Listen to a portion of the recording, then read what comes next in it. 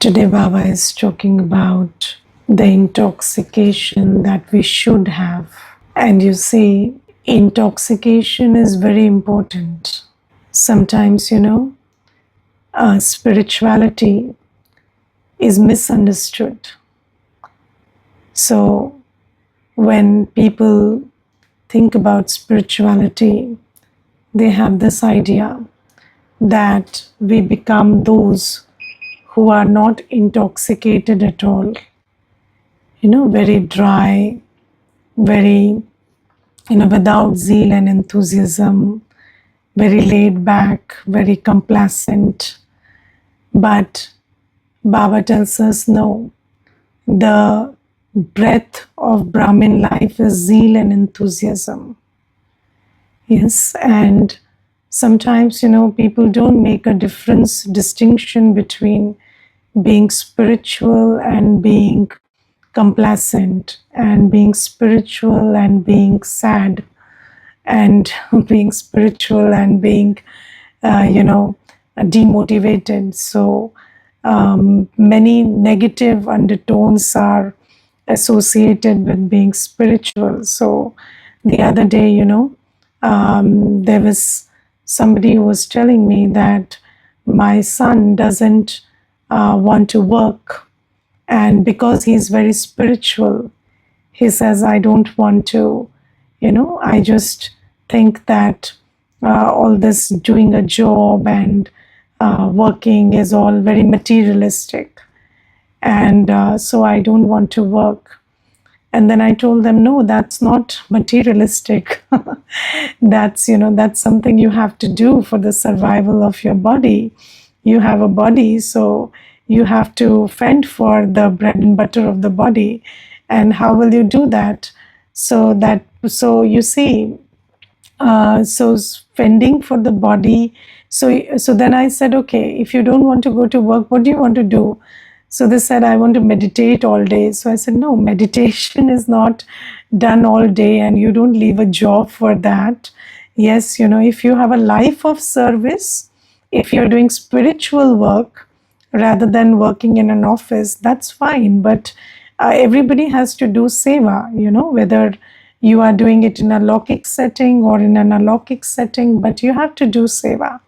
So there are many faulty ideas about spirituality, and then that spirituality makes you very dissociated with everybody. No, spirituality makes you detached. It doesn't make you dissociate. So there is a difference between detachment and dissociation. Dissociation means I don't care. It is an attitude of callousness. So, but detachment is, I love with all my heart, but I don't expect.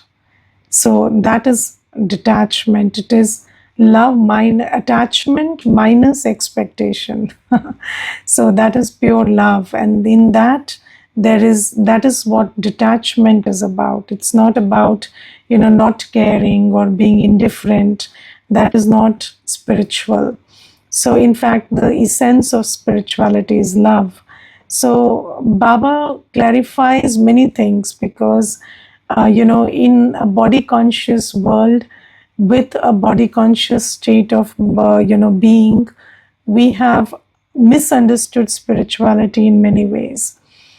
And Baba tells us that in spirituality you also need intoxication. So just not the material kind. So people, everybody in the world needs to be intoxicated. So everybody, intoxication is a need of the soul. So those who, so you have to be high on something, right?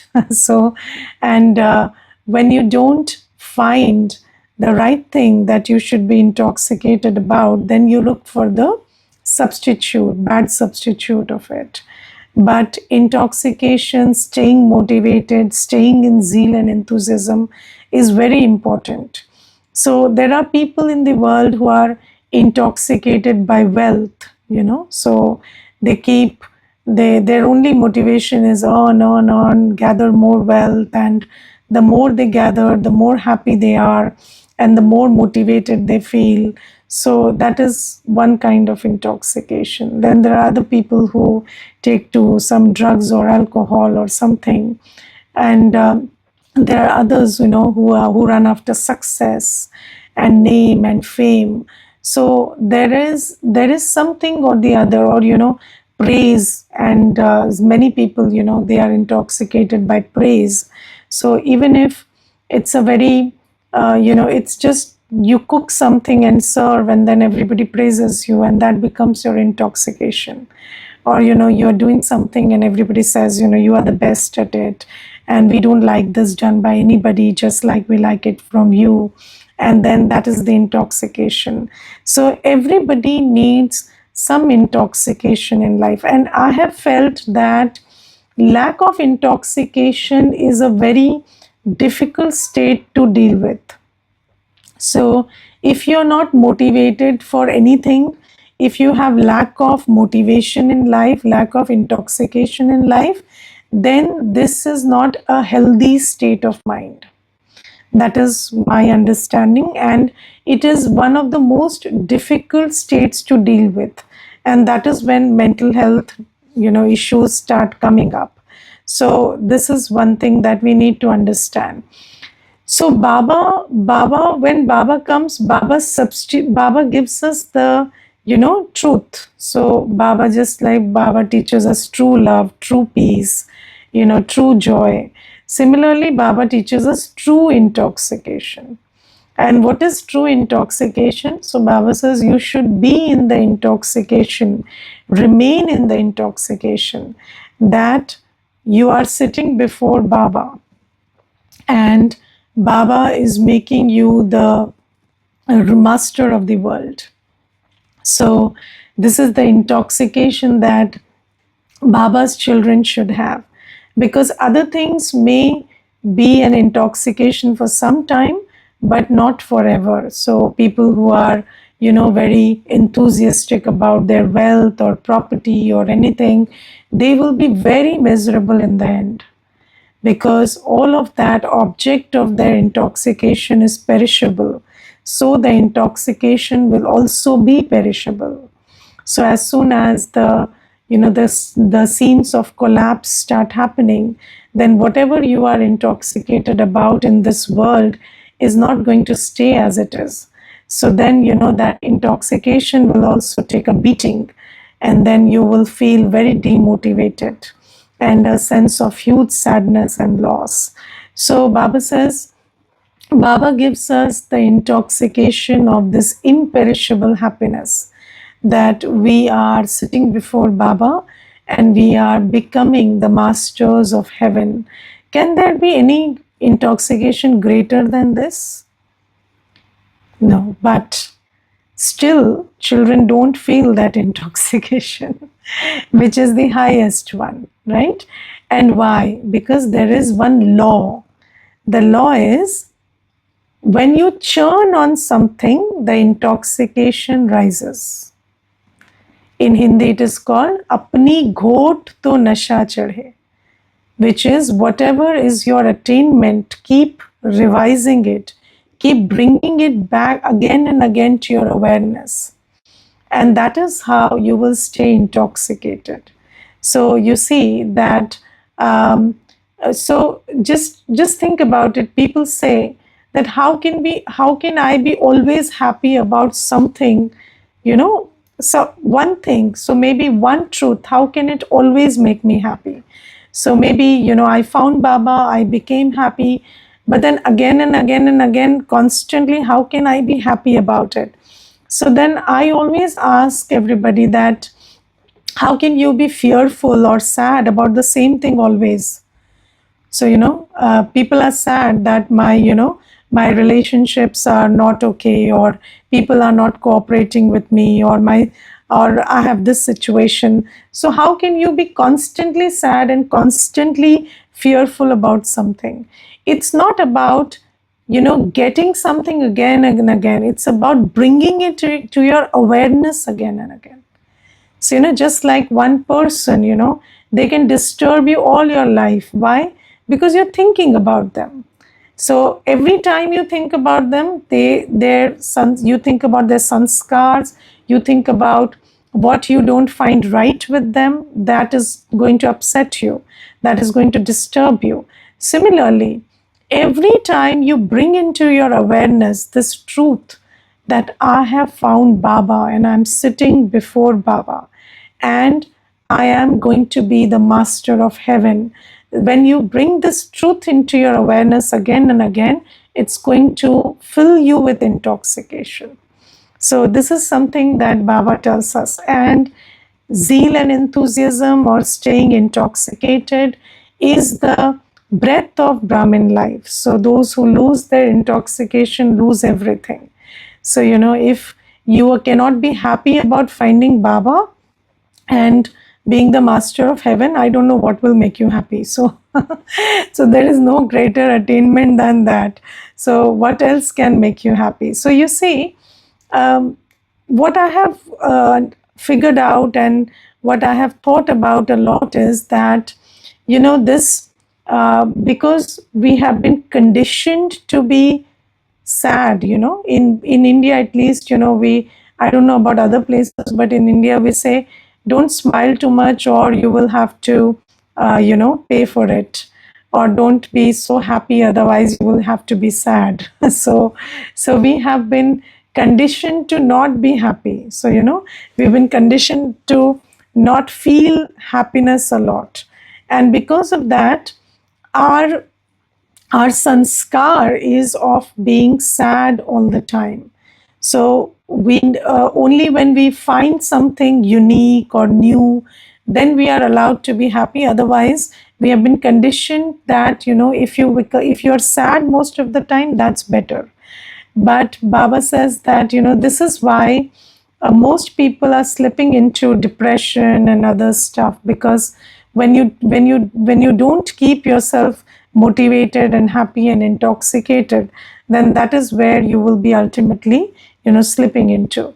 So Baba tells us that now you have to keep yourself happy, keep this intoxication alive, and for that keep bringing into your awareness and feeling that joy of finding Baba and being the master of heaven. So this is one thing. Then second thing Baba today says is, you people know the deep philosophy of karma. And according to that deep philosophy of karma, so because you have the knowledge of the deep philosophy of karma, what effort would you be making? So first let's understand, why does Baba say we know the deep philosophy of karma? So what is the deep philosophy of karma? So you see, people, so there is the law of karma which everybody talks about, and everybody knows in the world that what goes around comes around, whatever you sow you will reap. So that much everybody knows, okay? So everybody knows that whatever you sow, you will reap. That is the law of karma.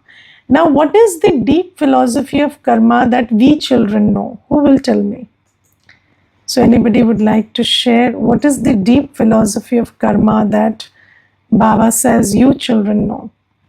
None of you know? Yes, nobody knows what deep philosophy of karma Baba is talking about. Yes.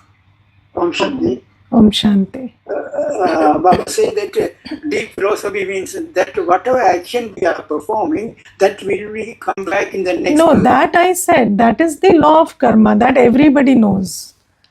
Not just we, everybody knows that. Okay, but what do we know extra? Who will say? Yes. Achyuta bhai, you were saying something? Okay. Ha, Shweta bhai, yes. It is the philosophy of akarma and vikarma and sukarma. Okay. Yes. That is also there, but what is that?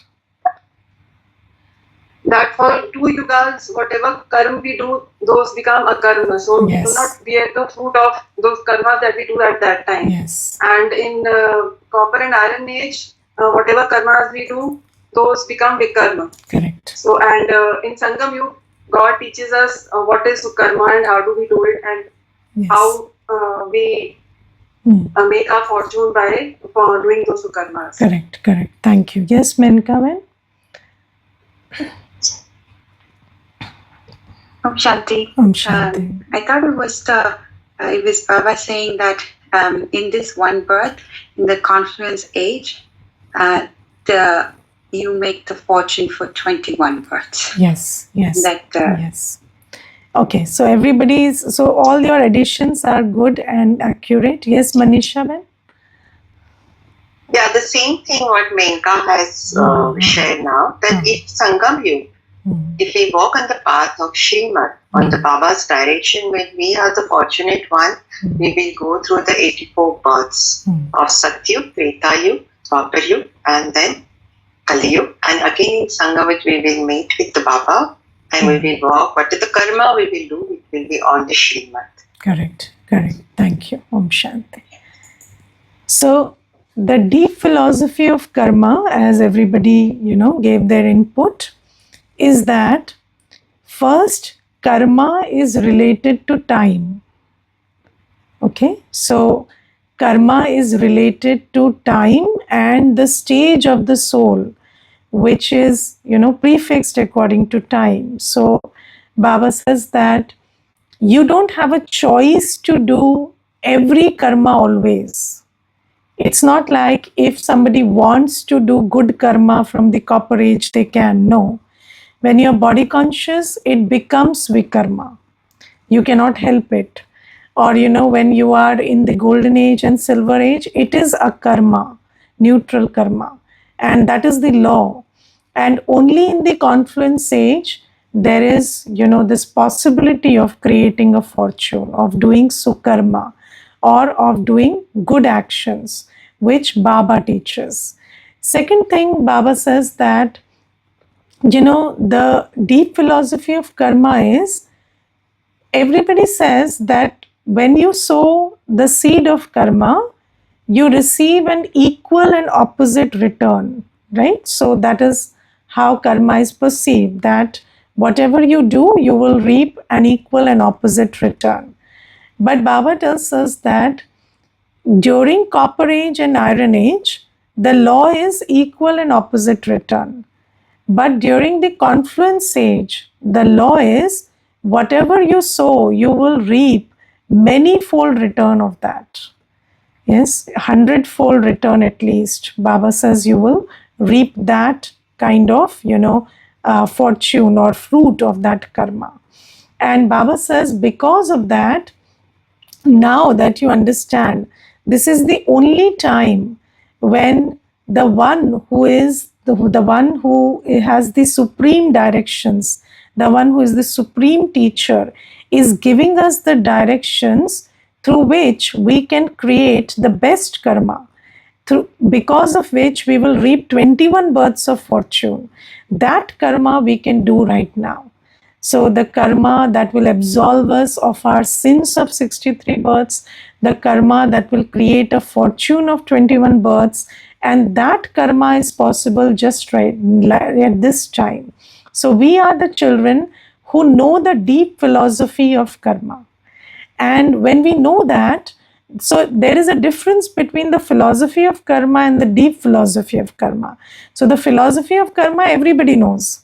You know that as you sow, so shall you reap. But only we children know what karma should we do at this time that will lead to 21 births of fortune. And that Baba teaches us. And what is that karma? First karma, or the most important one Baba teaches, is remember me. So this is the karma that we know. And nobody in the world knows the power of remembrance.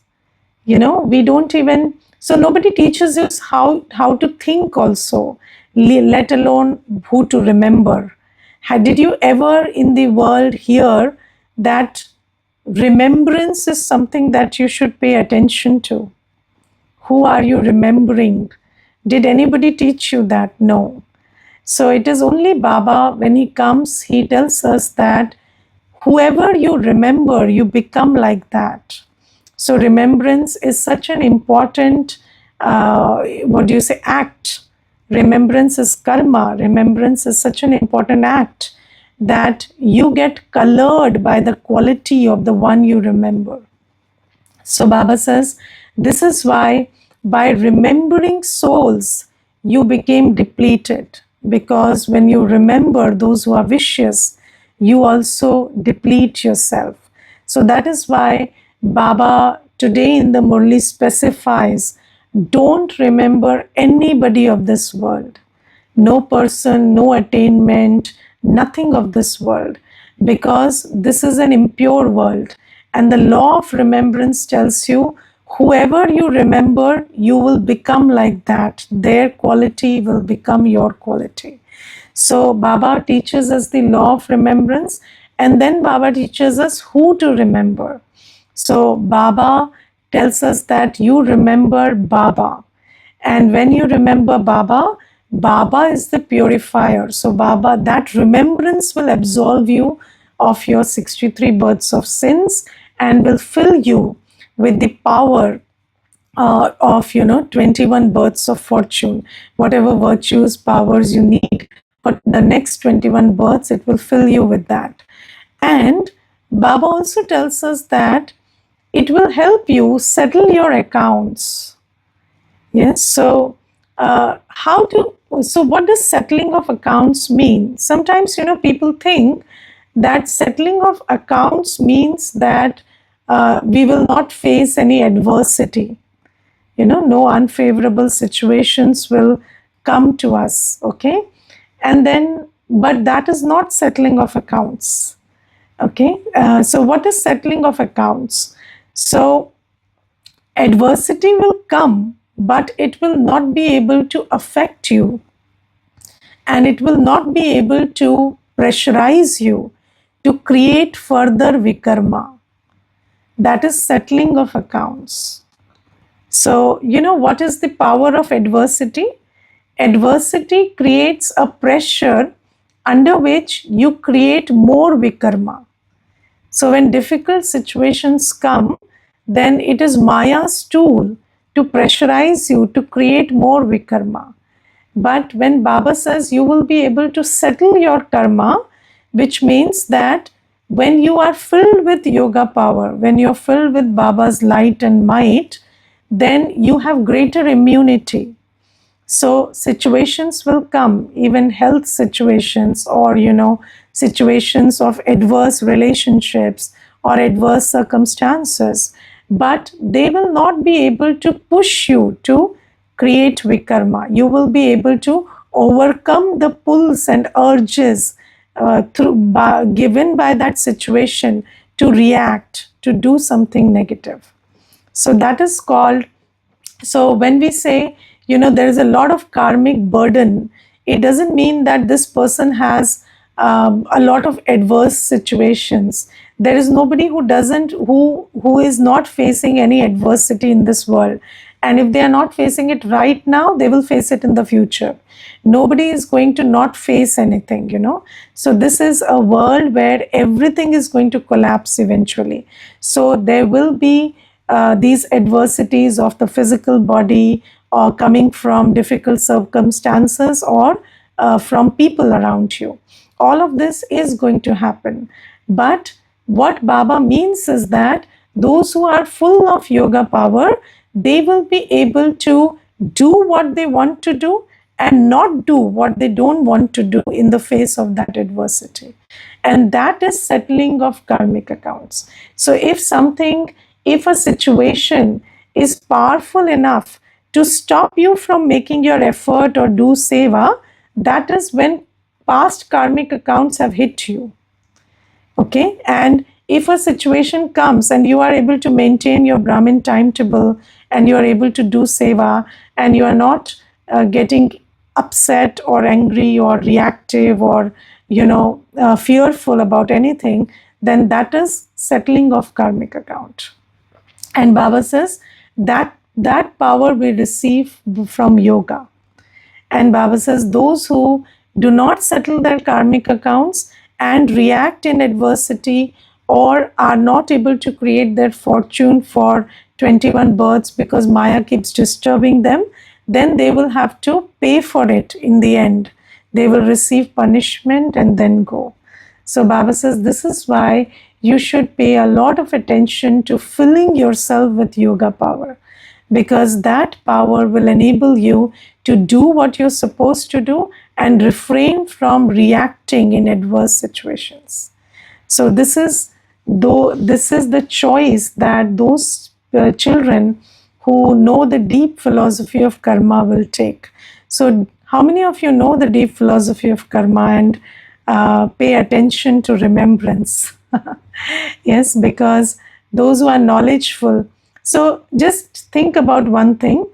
If somebody gets burned by fire and then they know that I know that fire can burn, then you would say, but if you knew, why didn't you save yourself?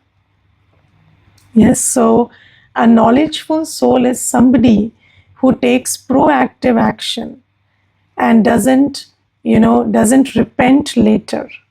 So when we know the deep philosophy of karma, so of course, we have theoretical knowledge, but who is a knowledgeful soul?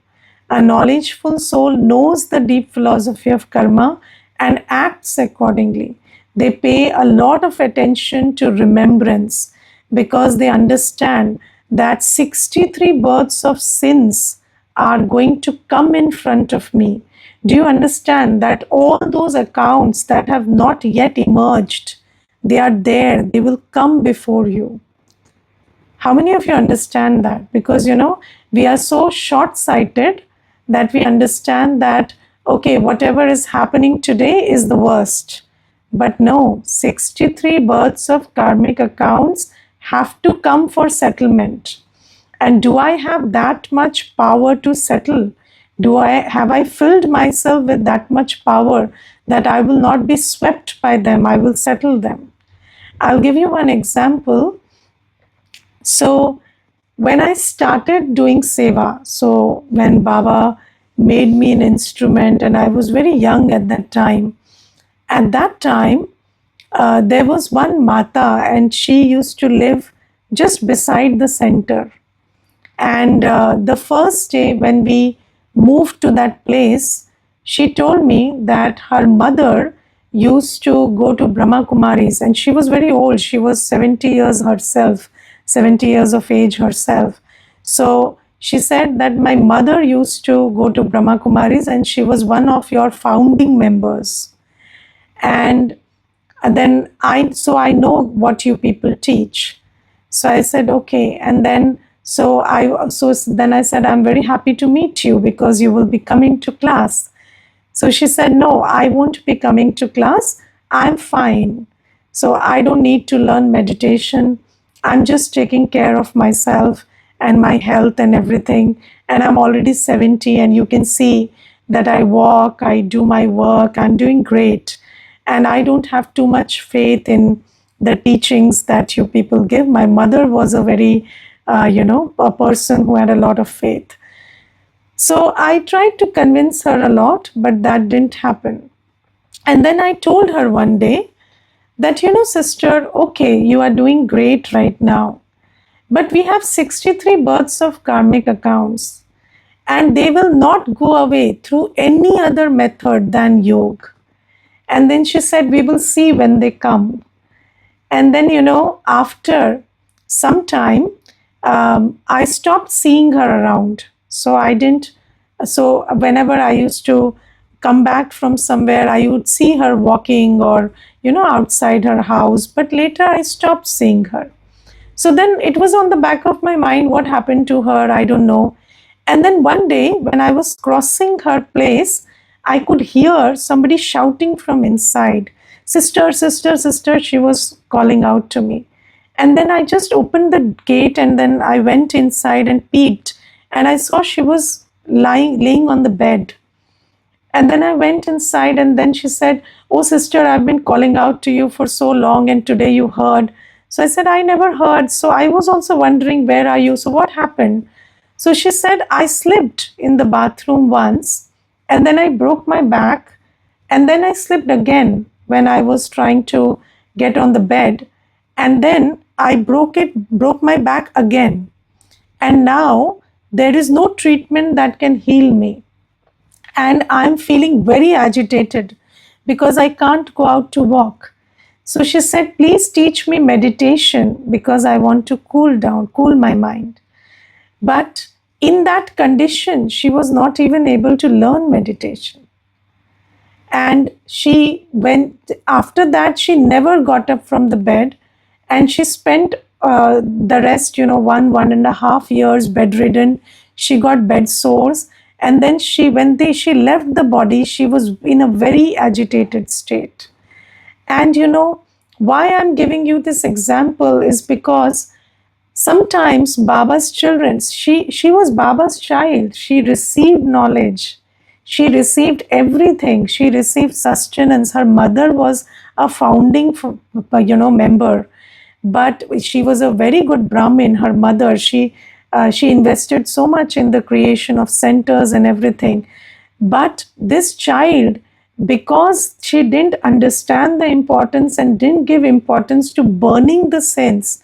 So, everybody, we don't know what is to come because 63 births of karmic accounts.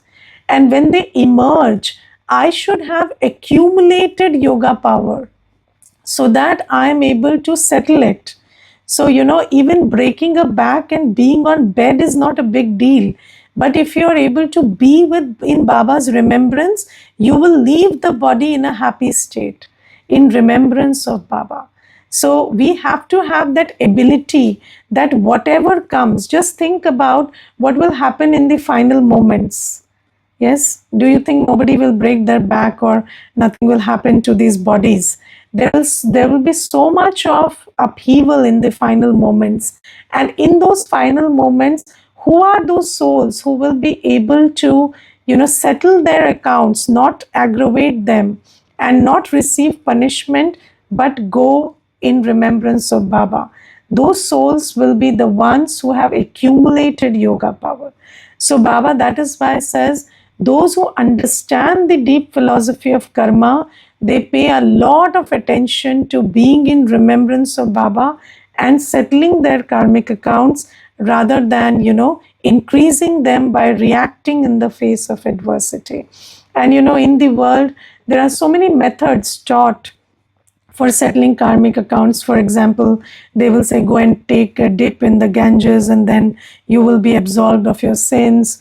Or they will say, walk through fire, or, do this, walk barefoot to some, pilgrimage place. But Baba says, no, even if you beat your head on the stone, your karmic accounts will not get settled. It is only through yoga with Baba that karmic accounts will get settled. You will have yoga power. So those who understand this will pay a lot of attention to remembering Baba.